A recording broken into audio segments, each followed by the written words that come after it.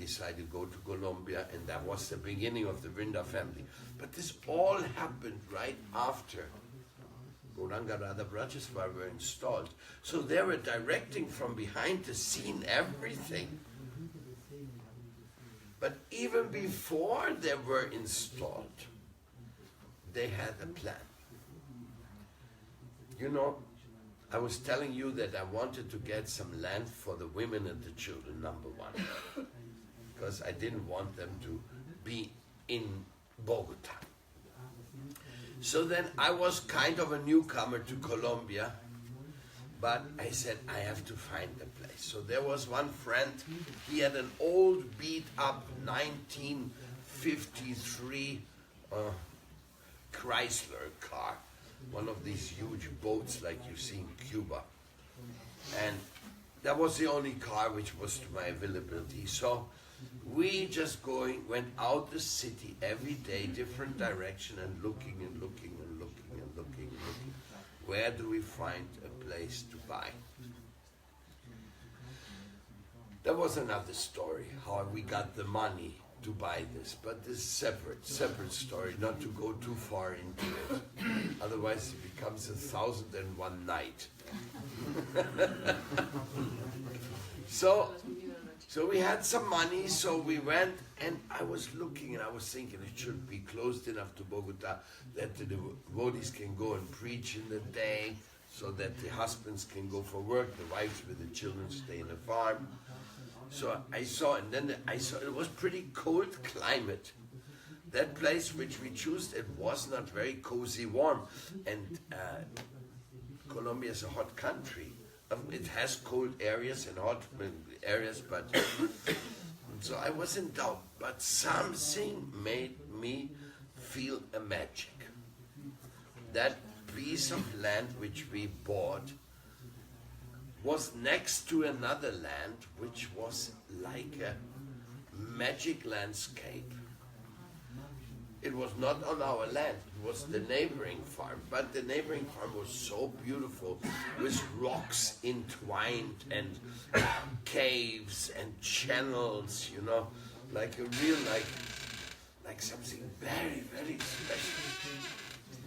At that time, I didn't understand anything about what this is all about.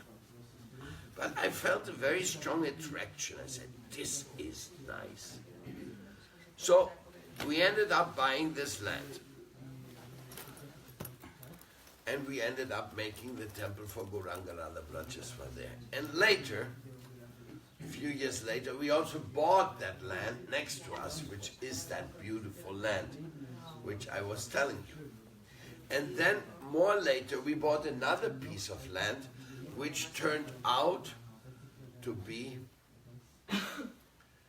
the water sanctuary. The water sanctuary is like a very rare appearance. It is a river which comes right out of the mountain. Like, you know, when water is born, there's a little water running somewhere in the mountain that makes a little pool, and then like teeny. But in this case, just in the middle of the jungle, we did not know that it was completely closed in. There was a river coming out, and there was a little river coming in from the other side. So we never went into the jungle. But one time,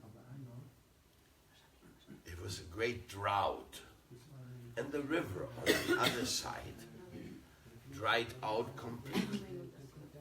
But the river on the other side, still the water was running. I said, what's going on here? It's totally dry here, the river, and here the river is running. So we went into the jungle. We discovered, and we saw that this river, the water sanctuary, was just pouring out of the mountain. A big amount of water just pouring out directly and forming a beautiful lake. So that was, I mean, I've traveled around the world and seen so many water sources. I haven't seen another thing like that, you know. So I was in there. Again, Gauranga Radha Brajaswar, they had chosen all these things. We didn't know. We didn't know anything. Later, just recently, another devotee donated another farm right next to our place. And that was very necessary because we needed some more land. But in that farm we found 20 caves, which we didn't know that they were there. 20 caves in the mountains, in the most beautiful, surreal. I mean, it's amazing. So, Gauranga Radha Brajaswar, our Ishtadev, have a very beautiful, very special place. And of course we made a temple and so many festivals. In Gauranga Radha Brajaswar every year there's 2 huge festivals. The January festival. Now Srila Tulananda Acharya is there in Varshana for the January festival. Then we have the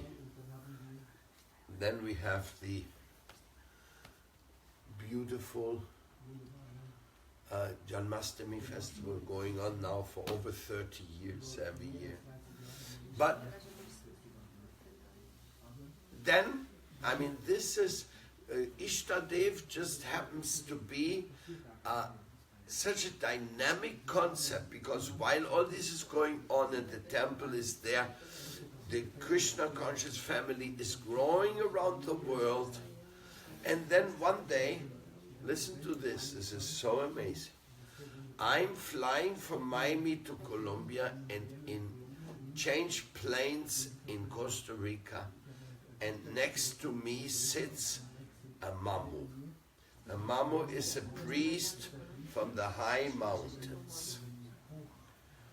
A mamu is a very special person. They're like yogis. They're living in the Sierra Nevada in very special conditions, and that is the Arwaku culture. So very amazing. This gentleman was just sitting next to me in the seat. So I talked to him, and turns out his name is Mamu Lorenzo. And he tells me, I knew another Mamu before. I was friends with another Mamu who I met in Barcelona, in the World Union of Religions. So I talked to him, and we became quickly friends, and he was telling me, oh, I am working to organize a big meeting of ancient tribe leaders in Bogota. We're going to invite all the people from the original tribes. They're coming to Colombia, and we're going to have a meeting there. It's called a Kiva. So I didn't know anything about Kiva, nothing. But from the friendship we made in the plane, the next day he came with his family to our temple in Varshana. And we had a nice day, and I was showing him, because we also have temples in Sierra Nevada, so we have also a connection with these tribes. So he came there, and our friendship became even a little bit stronger. And then I had to go to India a few days later. When I was in India, I got a letter from Mamu Lorenzo. He said, listen, we had this kiva plant in Colombia. Actually, I had offered to him that we could cook some prasadam for the tribe leaders when they come. He said, we were just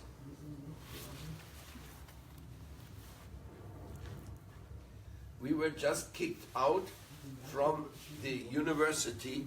They said we cannot make a kiva there because they didn't know that means to make a big hole in the ground. So he said, can we make the kiva in Russian? I said, wow, the original leaders, the spiritual guides of the tribes all over America, they want to make a meeting in our place. I said, it's rather an honor to us. I felt it was like an honor, the request, but I told them, only if you promise there's not going to be no meat, we'll have to cater it, and no drugs. I don't want any psychotropic drugs in our place. So they answered me, yes, it's okay, we will follow, we will obey this. So I said, okay, make the kiva. I wasn't there, I was in India. So they found out the only place they could make the kiva which would be suitable was right next where we were constructing the big temple for Gauranga. Right next. 6 meters next. Which meant I was also flexible. And Krishna was so... They made the kiva. Kiva ran. For 4 years the kiva runs, and I had never time to be there. Then in 2012 the last kiva was coming. The closing ceremony. And I felt, my God, all these senior people from all over Latin America coming to our place, and I'm the host and I'm not there. That's not very nice. So I changed all my time schedules. I made sure I'll be there for the last kiva. Now the last kiva, and I want you to take notice of that, because sometimes we don't realize something is important, even though it's important. In the last kiva, we came together and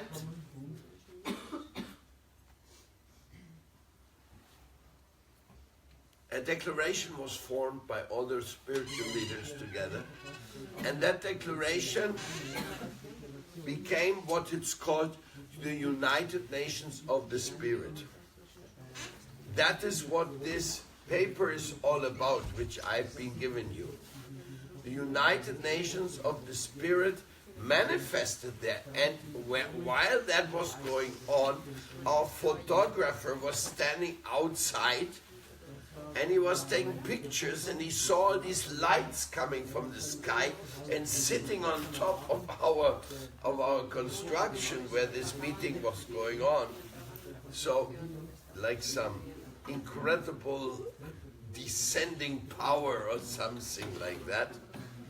But with that light or without that light, the statements or the declaration of the United Nations of the Spirit was: the world indigenous people leaders invited the rest of the world to form a guardianship of Mother Earth, to work all together as one great people for our true interests we all need to represent.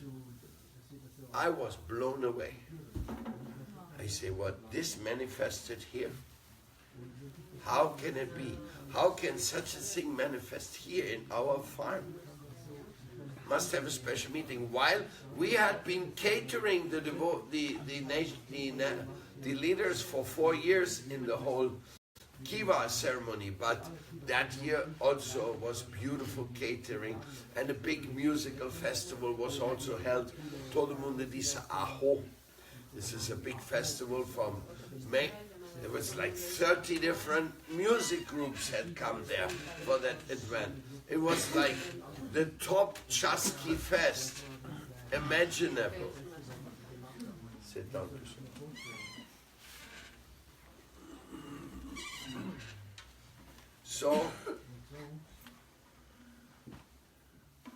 So all this together really created a new basis.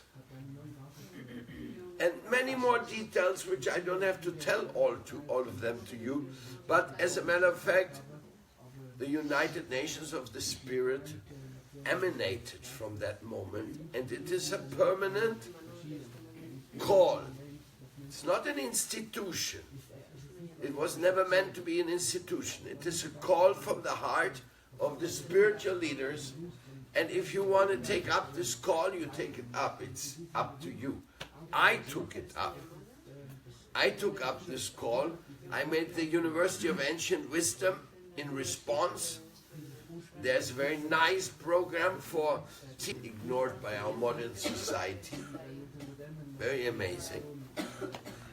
And especially how to live in harmony, simple living, high thinking. That is wisdom. Not to run after everything, modernization, while the rivers go down the drain, while the trees are all cut. No? There's a certain advancement, greed, which is not really advanced. It's self-destructive. So that is manifested there, and from then on, so many things happened. Then the big forum of Mother Earth came into Mexico, and United Nations of the Spirit. Now the United Nations of the Spirit is what you feel it is. For you, it is what you feel it is. For you, it is what you want to stand for. For me, it is very much, because even though I'm representing Srila Prabhupada, I'm representing my Guru and his Hindu tradition, and happily representing them. In the United Nations of the Spirit, I represent the whole world. Not only one group or one, even in this, this is a huge tree, but in that huge tree, I'm representing one little branch. The tree is so big. No? And it's not that I have to represent somebody big, but I want to be representative of the well-being of the whole world. And Gauranga Radha Brajaswara were the ones who brought this there. They brought this here. This is incredible. Our farm has become the most famous sanctuary.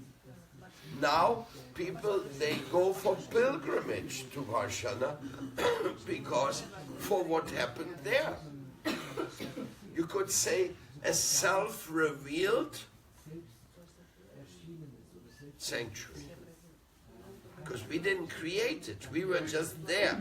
And then we found out from the Muisca leaders, the Muiscas is another tribe which was in the Bogota region, the natives. They said that this Varshana was originally one of the top temples of the Muisca religion, but they had been driven away by the Spanish when they were persecuting all the natives. But this, what I felt so intensively attracted to, was actually their temple. It was the sanctuary, so everything came together, Bong, bong, bong, bong, bong, from all sides. And in the center, Gauranga Radha Brajaswara, our Ishtadev. Ishtadev of not Colombia, Ishtadev of the whole Vrinda family. And therefore, our Varshanathon we are doing right now, to finish the infrastructure and make this place completely happening, that is something you're all invited to participate. Because Varshanathon means, the Ishtadev means it's also your Ishtadev. Gauranga Radha Brajaswara is as important in Bulgaria as they are in India, as they are. Now, some people say, you're an Indian spiritual movement, but your main temple and everything is in Colombia. How is that? How did this manifest? I said, I don't know. Krishna is the one who controls everything, but history is like that. So our Ishtadev, like the Ishtadev of the Dharma Foundation, is in Alicante. This is undeniable. And that is the Radha Vallabha.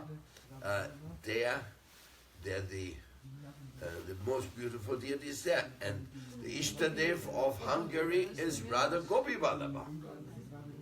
You have to come see them. Radha Gopi Vallabha in very beautiful temple in the Pushta. So we have a summer festival there this year. So So that Radha Gopi Vallabha is a natural Ishtadev for Hungary. And then the expansion of Gandharvika Govinda Sundaram in Germany, that is the natural temple for the Germany that we have in the heart of town, a nice Radha Krishna temple. So it's like this. Ishtadev can be big, can be small. It's all about what you feel in the heart. Also Gauranga Radha Brajaswara. How important Gauranga Radha Brajaswara is for you in your heart, I'm not controlling that. I'm just telling you, you have a right to identify. You can feel it. Sarvashakti went there. She saw it with her own eyes. I said, Sarvashakti, you have to see what's going on in Colombia. She has been Pujari in many places, and so she came there. This is a very dynamic place. Now, if you think these deities are just statues, that's your problem.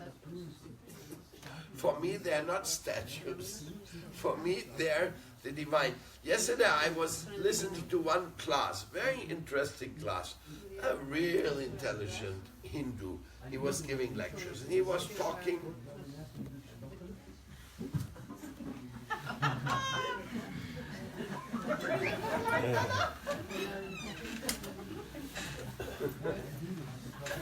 Anyway, listen to this. That was a very good class, I heard.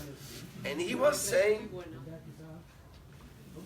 that we are following the Hindu tradition, which worships deities. And we admit it. Yes, the Supreme can be seen and worshipped and attended through a divine form. And that divine form can be dressed. You can cook for him. You can put him to sleep. You can sing lullaby songs for him and little eating songs too. When he's eating, you can sing Bajabaka Tavat Sandashi Gorari. Come on, Krishna, eat. We cook for you some nice food. So, Krishna, in our way of approaching divinity, is very personal. And when the deity is put to sleep, then we say, shh, no noise. Krishna is sleeping. Some people who don't know anything about deities, they say,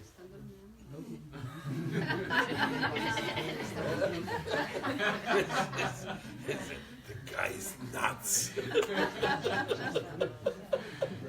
Anyhow, so the deities are treated like people with rights, more rights than you, because the deity is the rightful owner of the properties and the devotees. That's like, nobody has said that. Even the guru is the guide, but we don't say the guru is the owner of his disciples. We don't say that. He is the guide, he is the inspiration, he is the friend, he is so many things, but not the owner. But Krishna is the owner. The Lord is the owner of everybody. So it's an incredible understanding. So many people question that. Some people say, oh, this is ridiculous. But this gentleman in the class I was listening to, he said, listen, everybody is doing the same in the world. Everybody is attributing sacredness to something. Everybody is contributing higher dimensions in their symbology. For example, in math, what is the face of math? Now I want to catch you. Are you any mathematicians here? No. Well, then I have to tell you. In math, we got P, we got Phi, and we got infinite. The symbol for infinite is an 8 fallen on the side. Now, in the math teacher will say that symbol goes for infinite. So what that mean? Infinite. Who said that? By whose authority you say that the little 8 symbol falling on the side stands for infinite? Ah, this is your deity. This is your math deity. P, phi, infinite. You declare them to be that. And I'm supposed to believe it. That is your math religion. So you are saying you're not giving any symbol any importance. Then why you say this is infinite?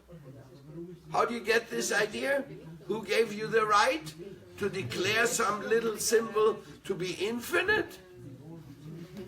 So then he said in all religions, all of them, they always attribute sacredness to something. Those people who claim, oh, we are not like Hindus, we are not idolaters, we don't worship statues. Oh, what you worship? You worship a cross. You say this cross has anything holy to it? Why do you put these crosses everywhere? What is this?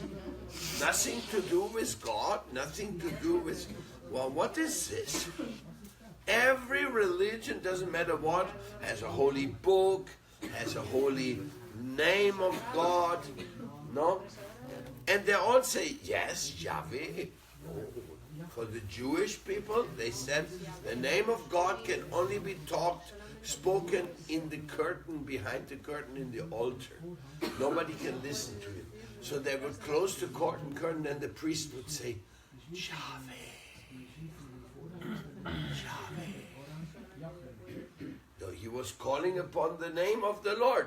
But they have a name, they have a form, they have a symbol. The Jewish, they have this lighter with the different lights. That is sacred to them.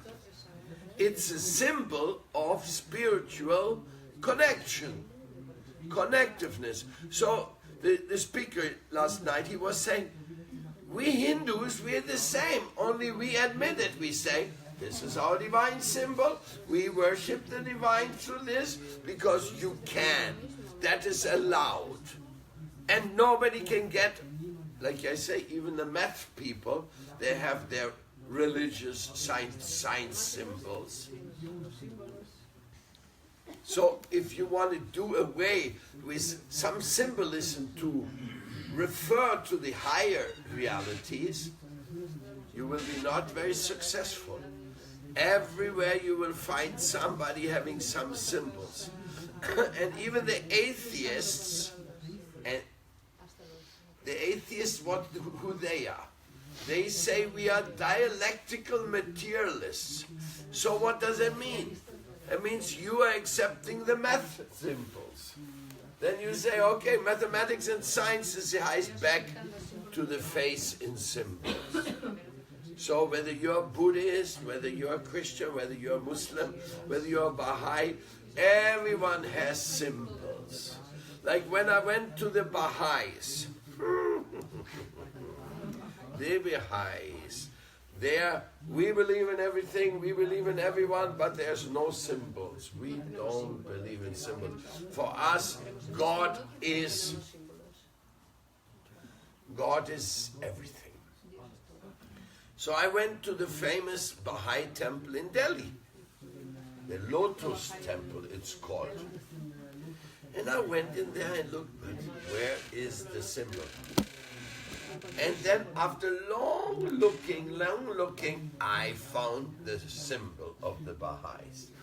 Right in the roof, on the top of all where the lotus closes, there's a small circle, maybe that big. And there is the Baha'i divine symbol inscribed. Like we do the Om, they have a different, I guess it's in Arabic, some symbol, and that's a representative divine. So You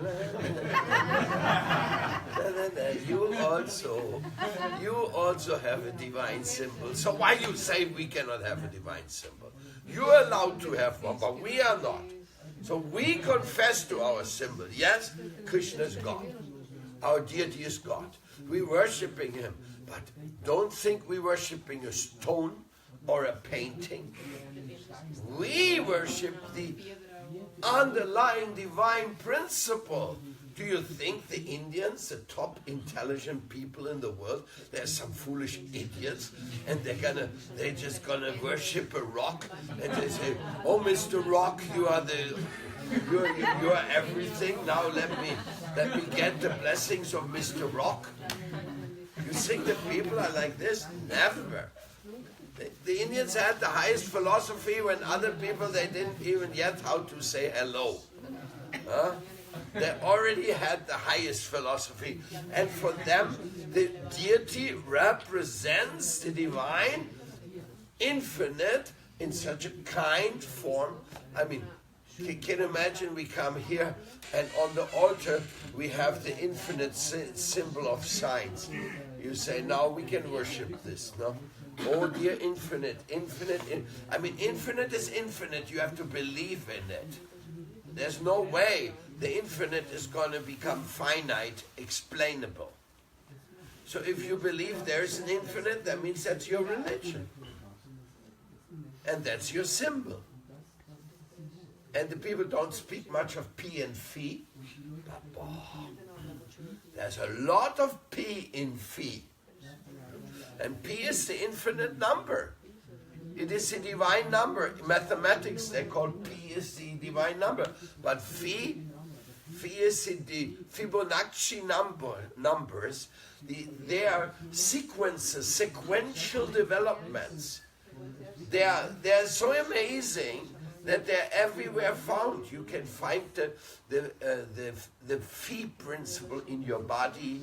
You can find it in your eye. You can find it in art. You can find it everywhere. Come inside. Come on, make space here, make space. It's very cold outside. Let's come the devotees in here. We have so much space. Come on, sit. Geht zur Übersetzung. Ah, no. Come in. Yes. Shaya. Don't cold outside. One more? Yes. Oh, Ambarish, bravo. Passing cold outside. Come on, you sit here, Ambarish. I have a special seat for you.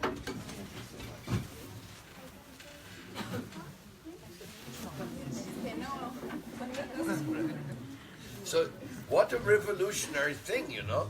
You don't imagine, but I saw this last night, you know. This is such an amazing way to understand. It's not idolatry. It is a necessity of using symbols to make reference to the infinite, to the divine. There is a necessity. Just like in language, this girl is called Krishna Priya. But she is not Krishna Priya. That name, Krishna Priya, everybody knows now, oh, Krishna Priya got married yesterday. Then everybody thinks he sees the picture, no? But she's not that name. And she's also not that skin. And she's also not this bones. She's not this body. As a matter of fact, none of us know who's Krishna Priya. The problem is that even Krishna Priya doesn't know who's Krishna Priya. So I am not this body means the spirit, the infinite, is always knocking on our door. And we have to make a reference. If I say Krishna Priya is the name, oh, then okay, that's the name. But I can't talk to the name. So in this way, the reciprocation is very, very superficial if we think you're the body. Because the body is temporary and you're gone. No, from ashes to ashes, from dust to dust. So is that the whole story? Is the whole story of this wonderful person dust? No. That is foolishness to think. That is idolatry. to worship dust to be the substance, and that's what science has done. The idolatry of science is to consider matter the origin. Everything is explainable within matter, and they're lost. Actually, the science believers, they're totally lost in their foolish idolatry of matter. We are not foolishly lost in the worship of deity. No, because deity is God. God is infinite. He is everywhere. He knows everything. No, here he is with us in the form of a little rock from the Govardhan Hill, smiling sweetly, and we are happy. Nobody has complained, says, hey, why you invited us to a mela where only a rock is on the altar? Huh?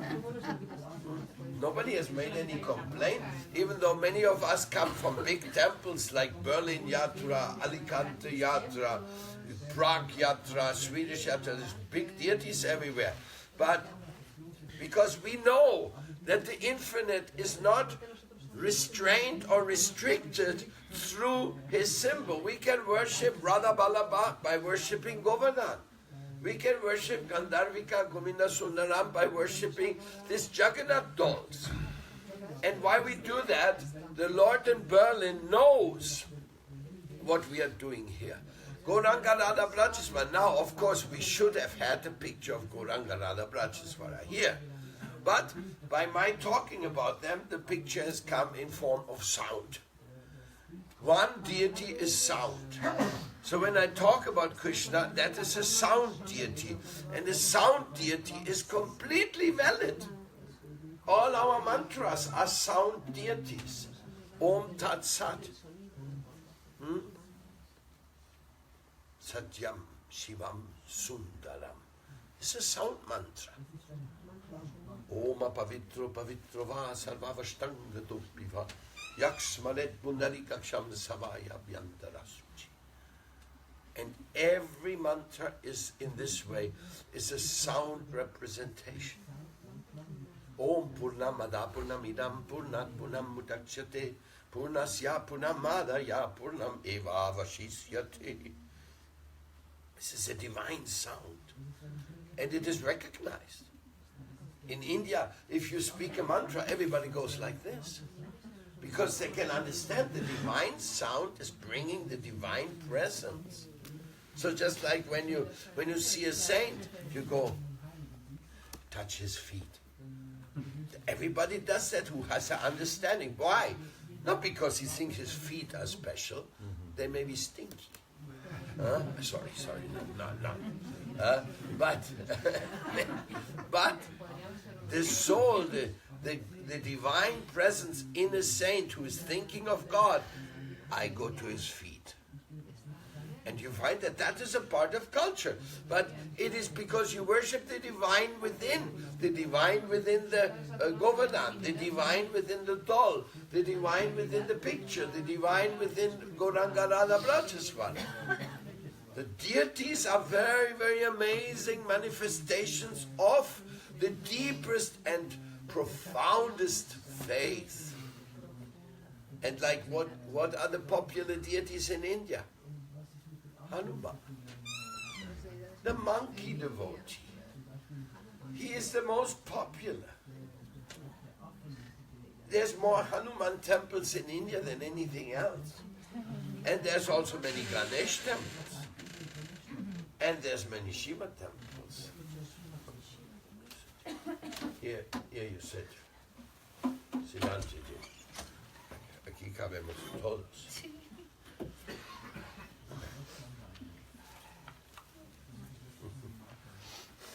So, this is the real victory. Now, if you're sectarian and you say, my symbol is the only one, my symbol is the real one, if you don't accept my symbol, then you're nonsense. And that's not what the symbol stands for. The symbol stands for love. And if the scientists say infinite, P and Phi or whatever, if they say that, that means there has to be respect for all. You cannot say P, Phi, and then I kill you. And that doesn't make sense. If you are talking about divine numbers, then please respect for everyone. Because the divine number is living in everyone. The divine principle is in everyone, in everything, everywhere. Now, how are you going to say that I'm better than you? How you stupid scientists can say our religion of the infinite symbol, that is the highest, whether you are just sentimentalist and you're dancing in front of the deities. We are not dancing, we are all jnanis. We are all sitting there and going, what is the secret of my science? It's not possible. And then, when they have no spiritual masters, then they start worshipping Stephen Hawkins. Then they worship Dawkins, or what this guy's name, or they worship Lenin, or they worship the political figures. You see, in every communist country, every dictatorship, they immediately put the picture of the dictator, and he's like putting his face, and then after him, his son. So they have to have symbols. They have to say, this stands for North Korea. I mean, the whole world wants to pee on that guy. But they say, he's our leader. He's our sacred leader. If you don't accept him, head off of you. So that is idolatry. Yes, materialism is idolatry. Militarization is idolatry. Rationalism is idolatry. And they can't do away without the symbols. But it is so foolish to say that we are symbol worshippers. No, we are essence worshippers. We invoke the essence. When we chant the mantra, we invoke the essence. When we pray to Krishna, we pray to the essence. When we worship the deity, we worship the essence. When we offer our food, we offer our food to the essence. Everything is about the essence. And how do you know something is about the essence? Because there's love. When people have no love and they say, no, quiet, I'm worshipping my symbol. Wait a second. Is that symbol only there, or is that symbol alive in the people? So therefore we worship the sadhus, because for us the divine principle is alive in the sadhus. So this is the real meaning of deity worship. Therefore I can say with all my faith and with all my joy, Gauranga Radha Brajaswar Ishtadev of the Vinda family Ki Jai. Now you please come and visit us. Next Janmashtami you'll be there with us. Or if you cannot go there, then worship your deity at home, and you also with Gauranga Radha Brajaswar. Gauranga Radha Brajaswar is also in La Gomera. These beautiful deities there, they're not different from them. Gopinath, Kirakshora Gopinath, and Nataji, Srinathji, that's right, the story in Chaitanya Charitamrita, they're one and the same. The request which was made to Madhavinda Puri by Srinathji was later changed into performing some puja with Chandan in Remuna, in Orissa, over 1,500 kilometers far, and then Srinathji, he revealed to Madhavendra, oh, now I'm refreshed, because you worshipped me 1,500 kilometers over there. So, this is really the victory of love. The deities are the victory of love. And you don't think that Prem Kishore is a fanatic because he loves Gandharvika Govinda Sundar. No, he's not. He is a worshipper of the essence. That's why he's a great devotee. And therefore he comes here and feels happy. And that's why Ambarish goes anywhere in the world and does his service. Because he does it for Krishna, and Krishna is everywhere. And Krishna is in everyone. He's also in you. So I worship you because I worship the infinite. And how do you manifest it? In love. Any imposition, any injustice, any lying, any cheating, where's the love? It's all gone. So therefore also in Oida therapy, you have to believe in love. So I told you I will present that to you a little bit. What does it really mean, Oida therapy? Where's my green book there? Can you give that to me?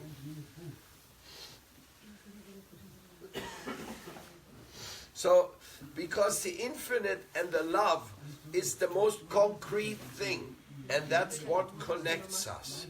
Who took my green book?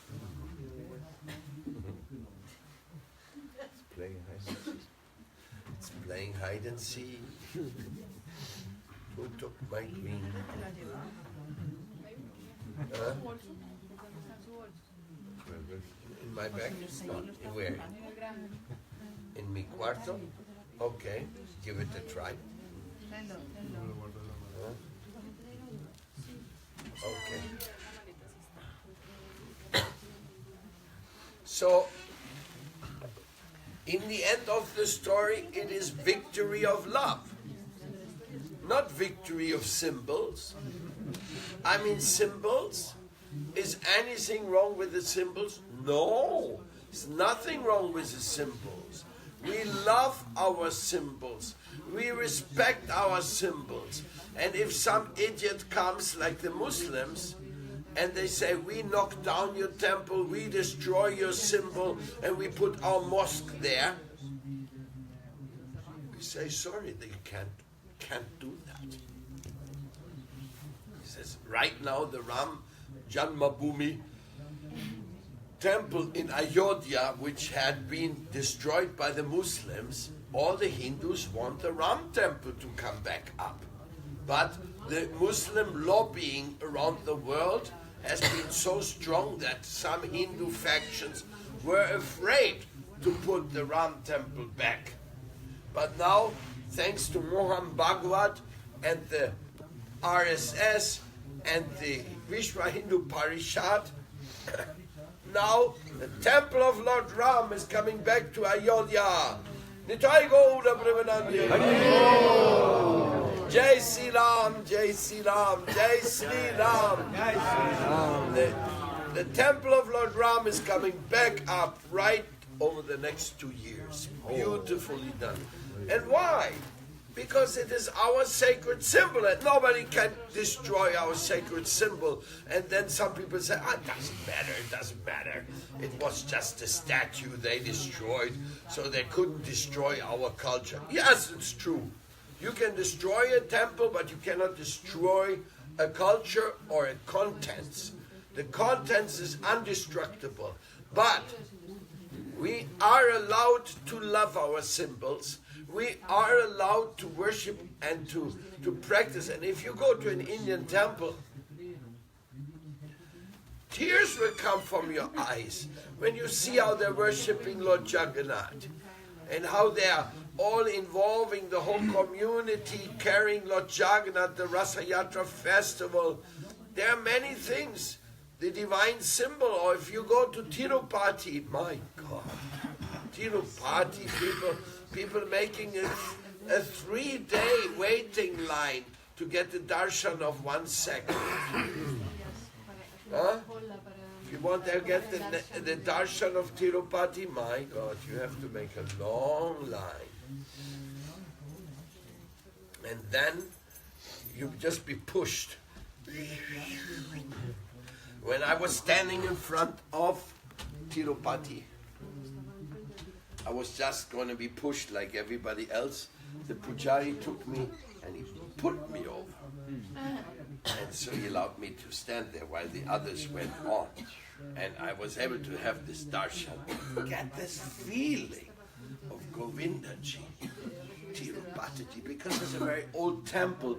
It's small, so They haven't made a new arrangement where thousands and thousands of people can cramp in at the same time. So if you want to get that darshan, you have to go many lines until you reach. Like I said, 3 days waiting period. And 3 days while they're chanting Govinda, Govinda, Govinda, Govinda, Govinda. You have to see it to believe it. That's going on for the last 3,000, 4,000 years. The Tirupati temple has been mentioned in the Shastras. Long time before we in Europe had any conception even what's a road or what's anything, you know. Of course we had old cultures here too, which unfortunately we don't know much about. But whatever. So this is how sacred a symbol is. Sri Balaji is a symbol, Venkateshwara.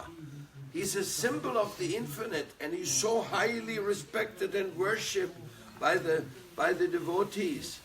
And there's so many symbols. Even the India Vedic culture is just giving, it is so symbol rich.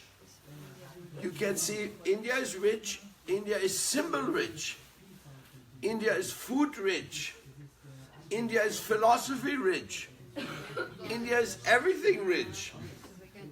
So if they're the richest, then what is the problem here?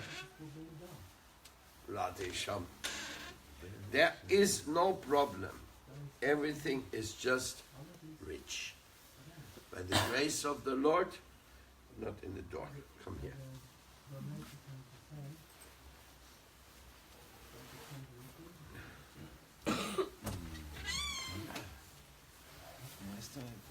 Thank you. Hide and seek. Return. Huh? No, it came back. Ah, no. Bueno, no exactamente. So, I want to just reflect upon you something about faith. You can make your own checkup. How is your faith? There is a chapter here in this book which is giving us a chance to reflect on our personal state of faith.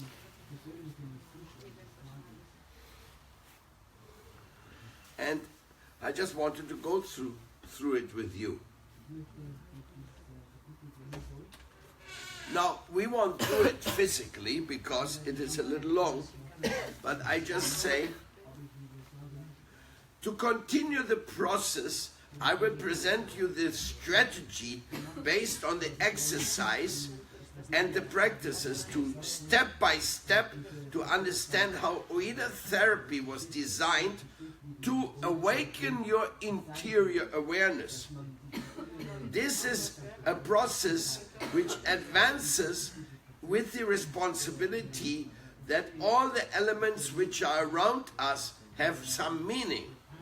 For that it's important that through the guide of this, you can relate to everything, making your life or transforming your life joyfully in your learning process, practice and harmony of the Creator.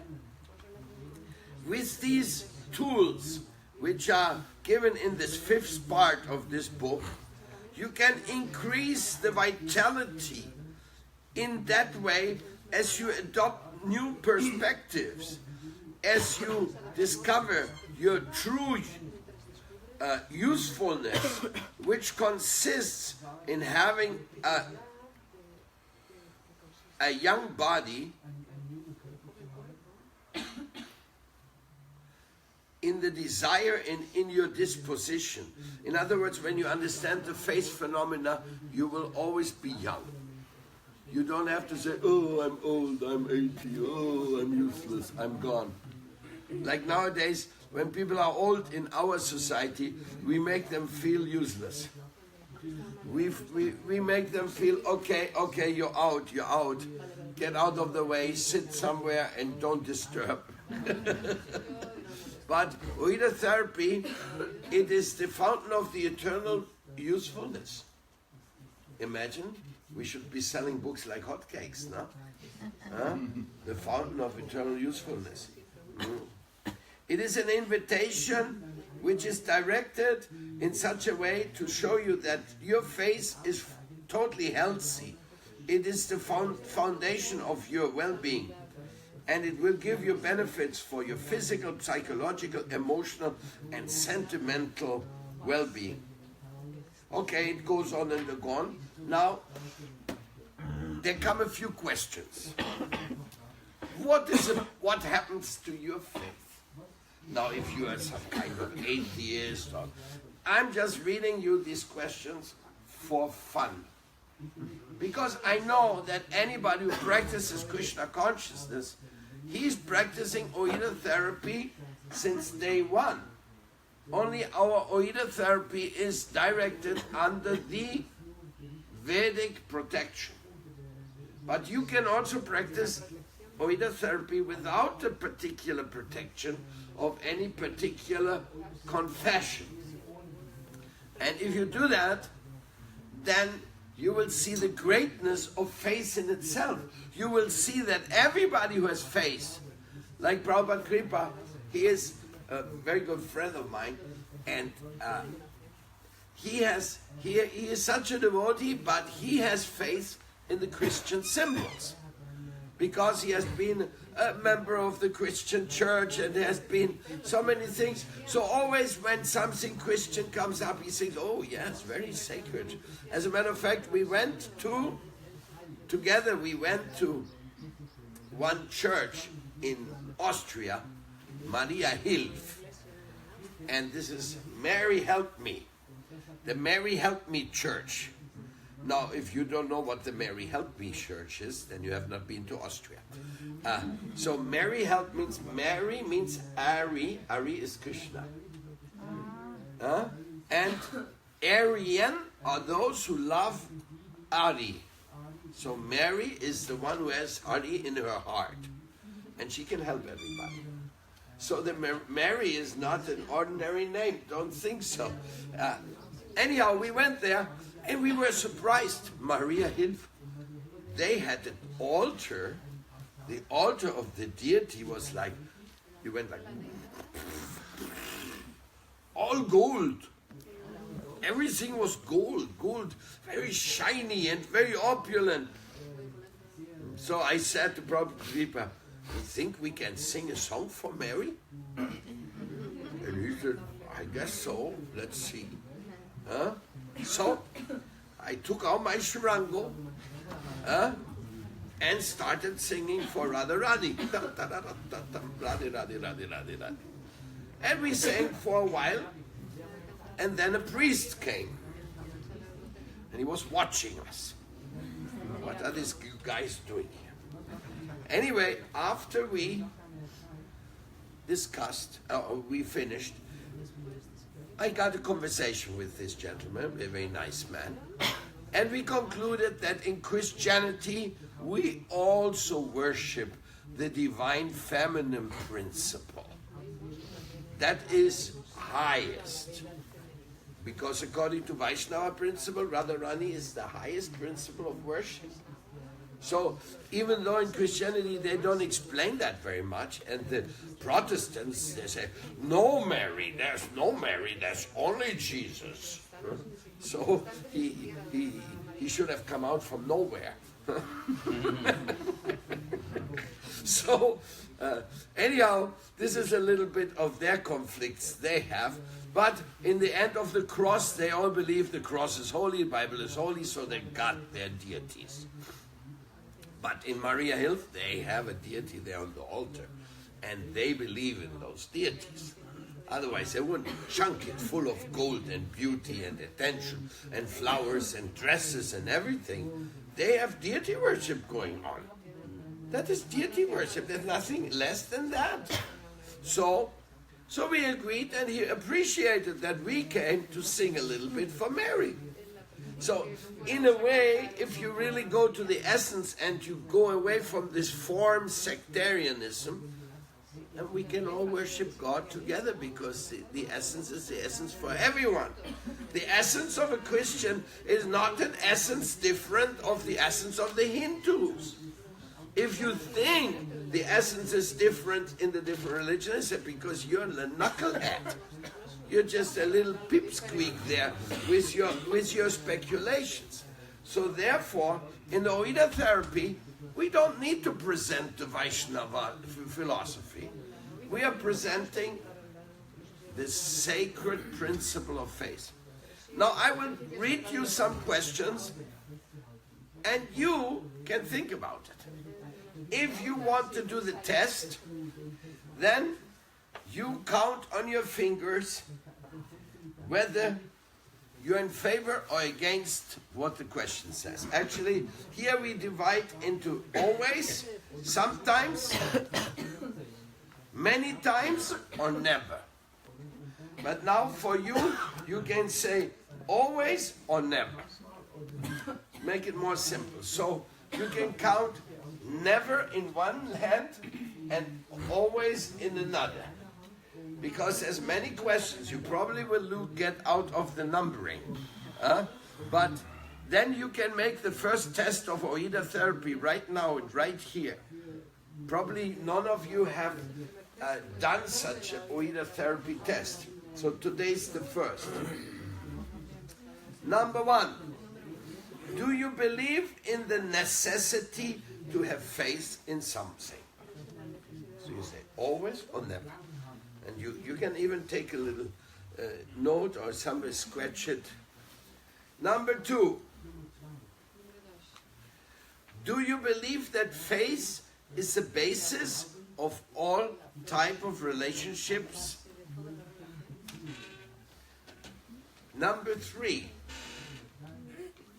Do you believe that faith can allow us to know something about the Supreme Being?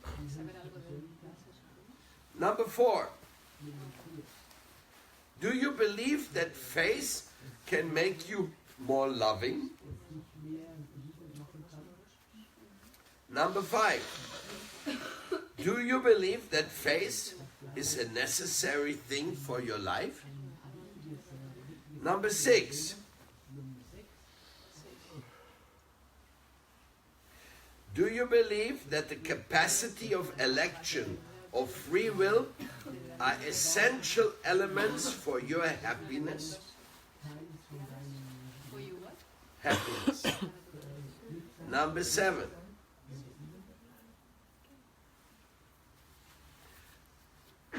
Do you believe that you owe something who has given you free will and the capacity of election?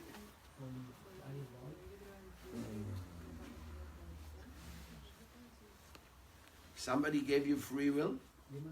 Somebody allows you to elect? Do you owe something to him? ¿Estás endeudado o no?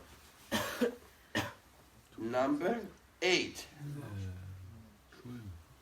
Do you believe that Mother Earth has a right to chastise somebody if he gives suffering to the others? Number 9. Do you feel influenced by the mystic tradition of your family? Does that family tradition have any influence on you? Number 10. Have you continued in your spiritual search despite having suffered some deceptions?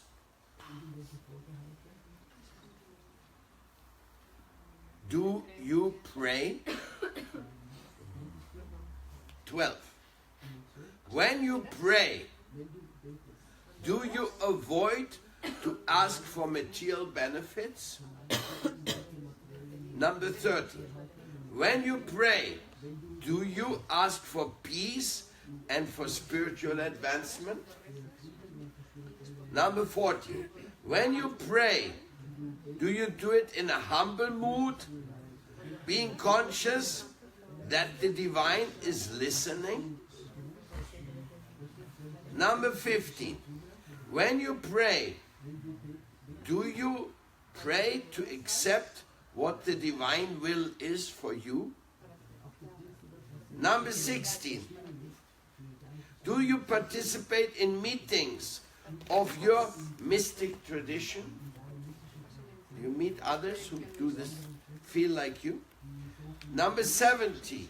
Do you participate in ceremonies and festivities of your mystical tradition? Like Christmas? Or Janmashtami? Number 18. Do you believe in the possibility of an eternal life? Number 19. Do you believe that the persons should not, excuse me, I'll say again. Do you believe that the people in this world should not have their life regulated only by human laws? Number 20. Do you believe that human beings should adjust their behavior according to the rules of ethics? 21. Do you believe that there's a common criteria, what is positive and or negative for humanity? I repeat, do you believe that there's a common criteria which says what is positive or negative for humanity?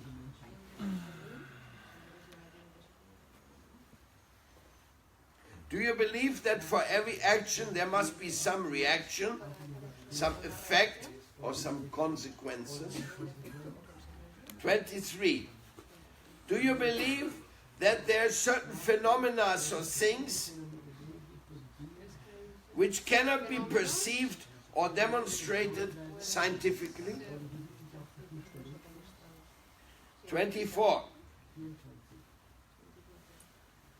Do you believe that there's a reason why everything exists? 25.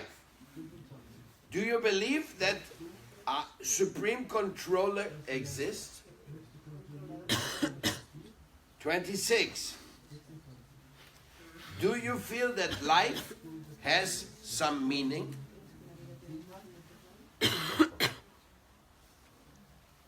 27. Do you believe that life comes from life, from consciousness and not from matter? 28. Do you believe that matter and life, consciousness, constitute two different substances? 29. Do you believe in any type of ceremony or religious ritual? Number 30. Do you believe in the existence of holy places in this world? 31. Do you believe that the human being has a body which is subtle, mind and intelligence, independent from the physical body and from his soul? 32. Do you believe that we should give charity to other persons?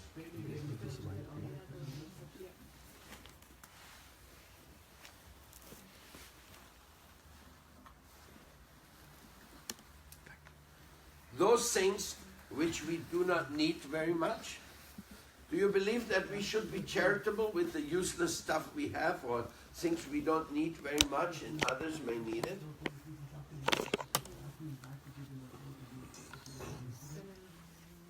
33.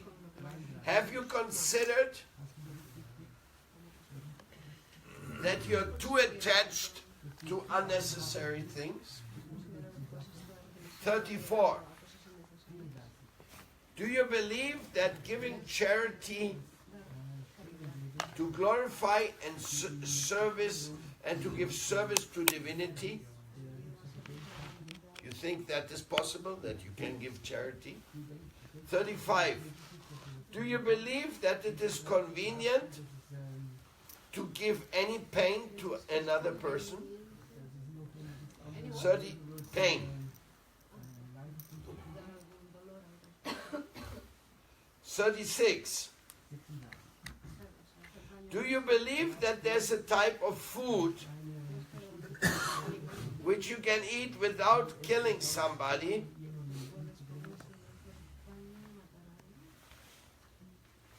You believe that's possible? You can eat without killing? Believe that you should look after your body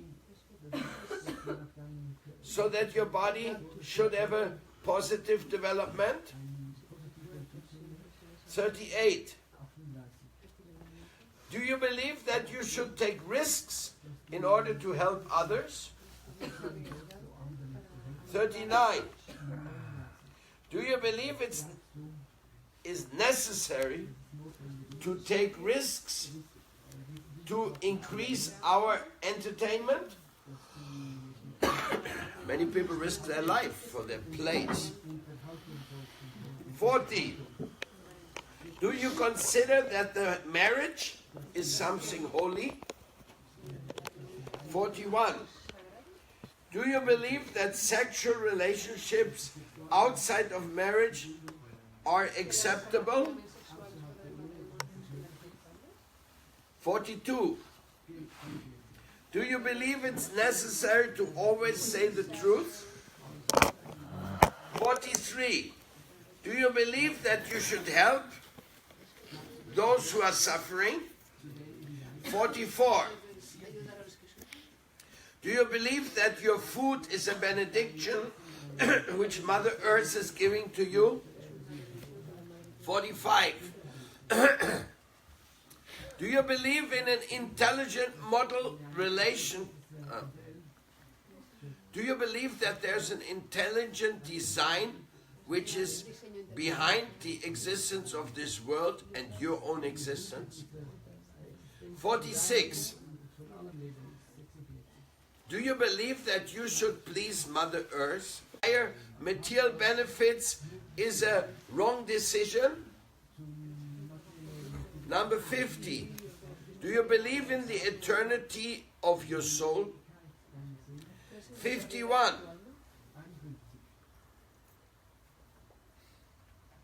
Do you believe that we can reach to a world where there's plain consciousness? 52. Do you believe in a world which exists where the individual consciousness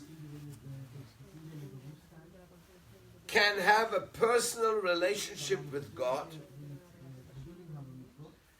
53. Do you believe that the Supreme Being can appear in any form he desires? So these are many preaching points where we bring our manifold Vaishnava philosophy also into the picture. See, can God appear in this world? Can he send his son? Can he come personally? Is he able to do that? So, 54. Do you believe that the Supreme Person can manifest simultaneously in different places? 55. Do you believe that the divinity is conscious of everyone and of all of the living beings? 56.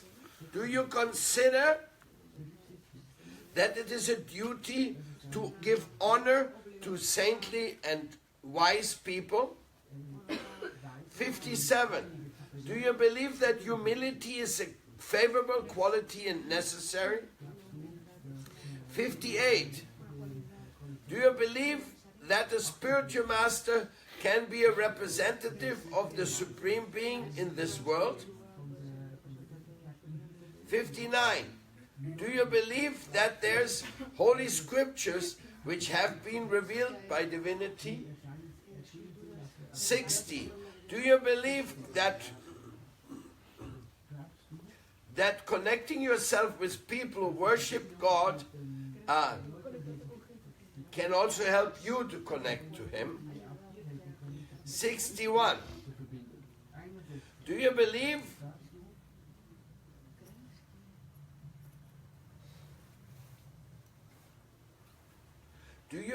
the explanations about matter which is given by modern science, which do not give any recognition to any organized or superior intelligence behind creation?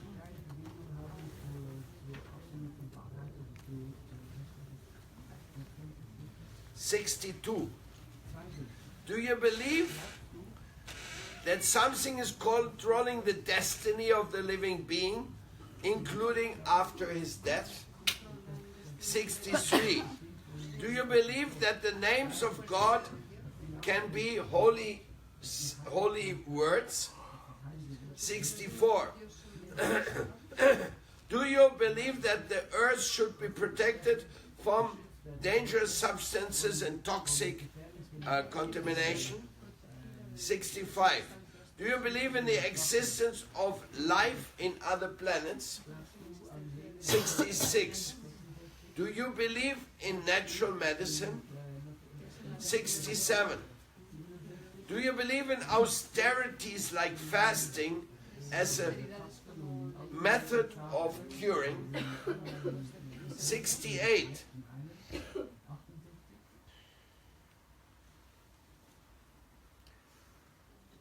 Do you believe that despite the historical record of so much abuse in the name of religion, it is possible that there's mystic traditions who really have a spiritual purpose, who will fulfill a spiritual purpose? You believe there's a chance there can be anything good in spirituality? 69. Are you inspired to practice the faith which they taught you when you were small? 70. Do you believe that there's a superior force which makes everything work? 71. Do you believe when everything is bad in life, it is because you have not followed any divine inspiration? 72. Do you believe that blaming it on others will not help you to solve the problems which you are carrying in your own inside? No use blaming it on others. 73. Creas, do you believe that your free will tiene a crucial purpose for you? 74. Do you believe that consciousness is a potential to help you to have evolution to the highest platform of consciousness? 75. Do you believe that consciousness which aspires for spirituality, do you believe that your consciousness aspires for spirituality because that is his real nature? 76. Do you believe that you should communicate your belief with other people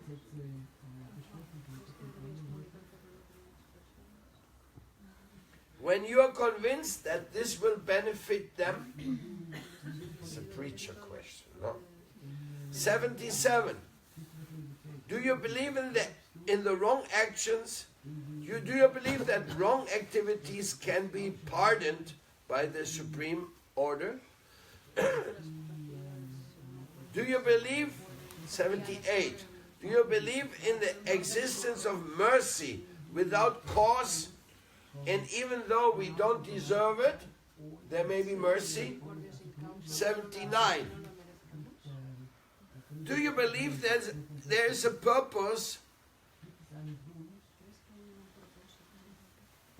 elevated purpose and spiritual purpose in your life which helps you to have a very wonderful existence, healthy existence? Number 80. Do you think it's possible to reach to divinity? And 81 and last, do you believe it's possible to reach the Supreme Lord through some different mystical traditions? So this is just an amazing collection which tells you how much faith has importance in life. Most people never think about these things. So when you're putting yourself in front of all these questions and you start realizing, wow, faith is actually very important. Then later, here, well, after you get the evaluation, we have the practices of Oida therapy to get stronger in your faith. How to heal yourself in this connection. Then we come to the chapter called Mercy. The mercy is an element of healing which is most important and manifests principally from two types of perspective. The first one, it is the virtue which helps you to feel compassion and the desire to help others who need this help.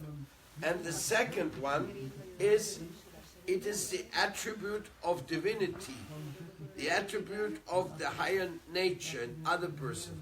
So, who lovingly help us in an unconditional form.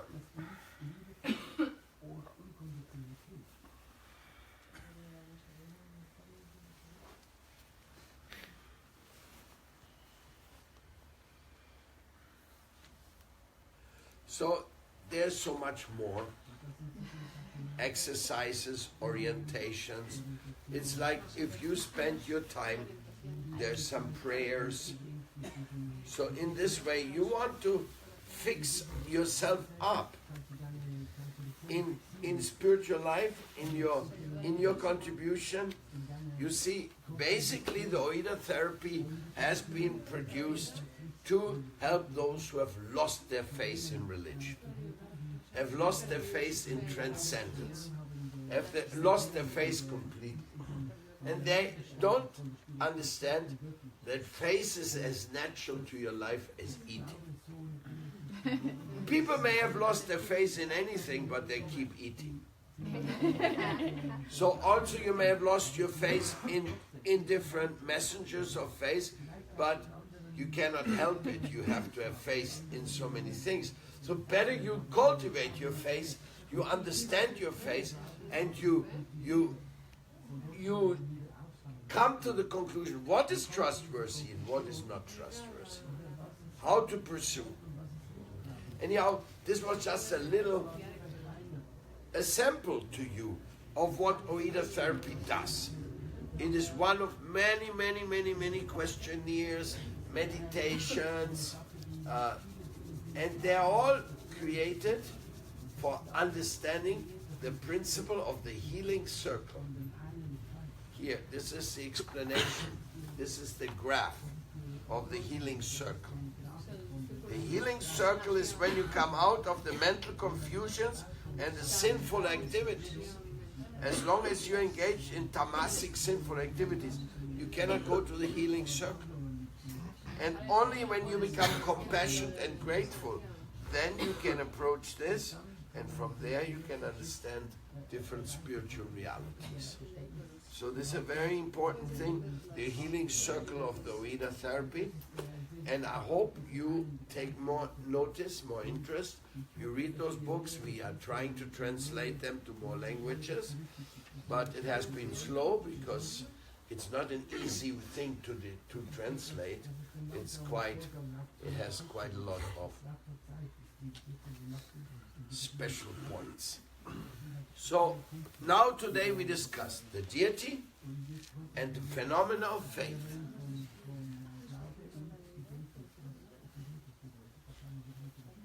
The evaluation of your answers for this is more or less like this. If you feel that this questionnaire is very valuable and it really puts people into confronting their own potential, and you would like to make this questionnaire with somebody in your family, who are, especially those who are like, oh, I don't believe anything, then you can become an OIDA therapist. If you think this is ridiculous, this doesn't help anybody, it's too much theory, and there's nothing which is good for me in this, then you don't have to buy the book.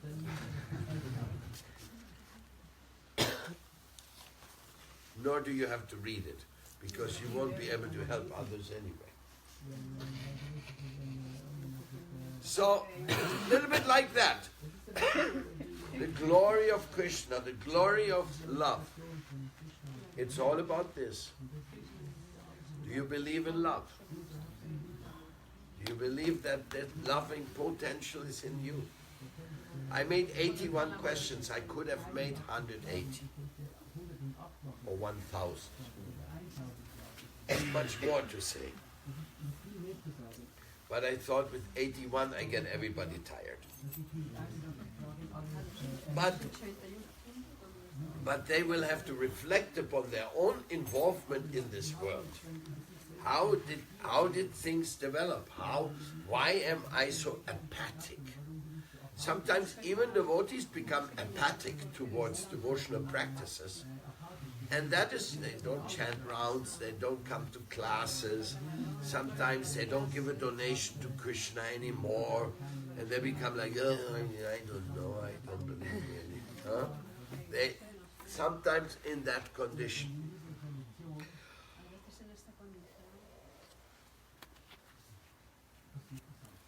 They can be saved if they really understand what's the value.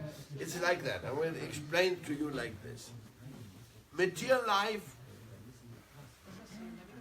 is 10%.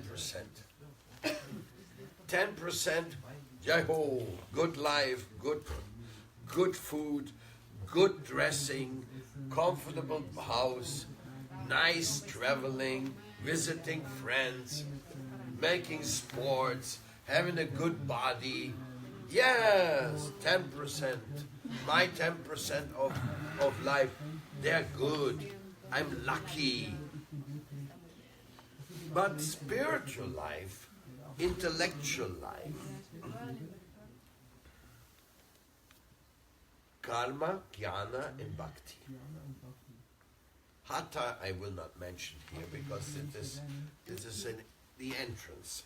But the karma means being involved in good things for others. Not for you, for others.